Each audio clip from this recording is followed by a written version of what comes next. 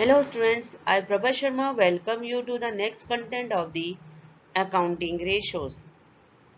Today I will tell you about the next content of the solvency ratio called as total assets to debt ratio along with example.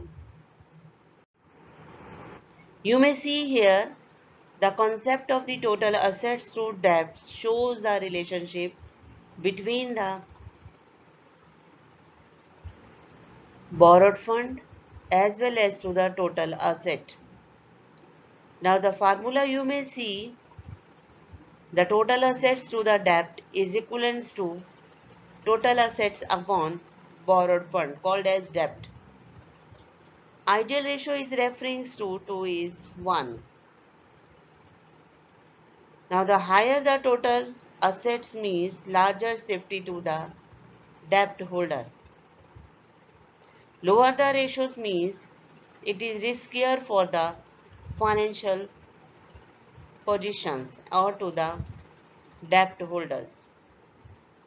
It means this is referring to the total assets should be double invested by the owner fund and the one third should be invested by the borrowed funds.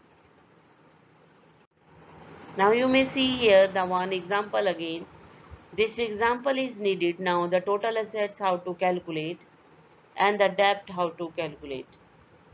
Debt word is referring to the non-current liabilities listed here with the name of the under the head 3 to the liability side long-term borrowings of the 2017 9 lakh, but in 2016 it is 6 lakh. Now the total assets will be calculated to the total value of the assets, non-current assets plus current assets as listed on the balance sheet.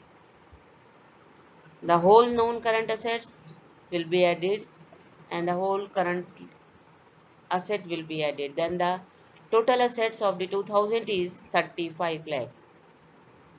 So you may see here I am moving towards the data of 2016. In the same manner you may see here the long term liability is 6 lakh and the total asset is 27 lakh. So as per the demand of the questions the both can be applied here.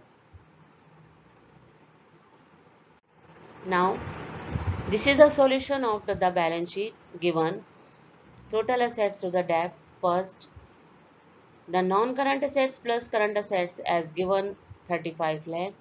Long-term borrowings given 9 lakh. So how will you apply the total assets to the debt is equivalent to the total assets upon borrowed fund? Then the answers will be 3.8 is 1. So it means that total asset is more than the ideal ratio. It is the borrowed fund is safe. Now here as per the balance sheet the data is listed. Non-current assets consist with the tangible and intangible assets. Current assets include investment, short-term stock, trade, receivable, cash equivalents and short-term loan etc. The period is less than 1. So all to be added for deriving the results so called as total assets to debt ratio. Even then it is saying the ideal ratio should be the money invested to the total assets from the debt holders should be one third at least of the total assets. So that's why it is called as the 2 is 1. Double amount should be invested by the shareholders. Thank you. Thank you.